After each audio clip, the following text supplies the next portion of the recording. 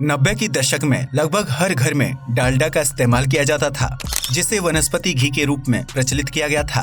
ऐसे में ज्यादातर लोग डालडा का इस्तेमाल करके पकवान बनाते थे, जो देसी घी का एक सस्ता विकल्प था। आज भी कई घरों में घी के बजाय डालडा का इस्तेमाल बड़े पैमाने पर किया जाता है। लेकिन क्या आप जानते हैं कि इस वनस्पति घी को फैक्ट्री में कैसे तैयार किया जाता है?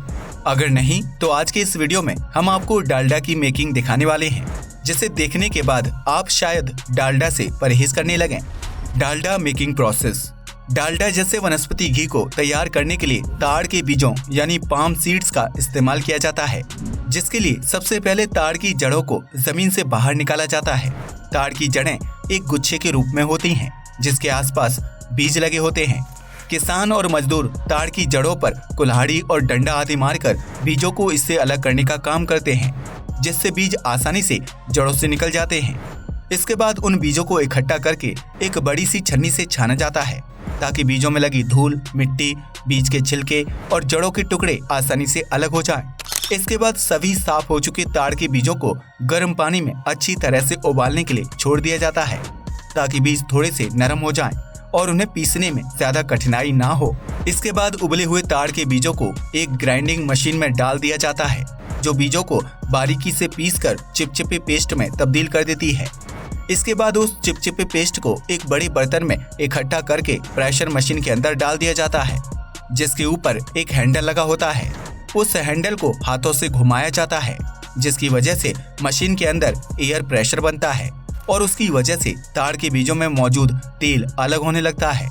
यह तेल प्रेशर मशीन में लगे छोटे से पाइप के माध्यम से बाहर निकलता रहता है, जिसे एक बड़े बर्तन में इकट्ठा कर लिया जाता है। यह वनस्पति तेल बिल्कुल कच्चा होता है, जिसकी वजह से उसका रंग बहुत ही गहरा भूरा या काला होता है। ऐसे में कच्चे पाम ऑयल को पकाने के लिए उसे एक रिफाइनिंग मशीन के अंदर डाल दिया जाता है, जो कि बिजली की मदद से चलती है। इस मशीन में कच्चे ताड़ के तेल को तब तक रिफाइन किया जाता है जब तक उसका रंग गहरे से हल्का ना हो जाए।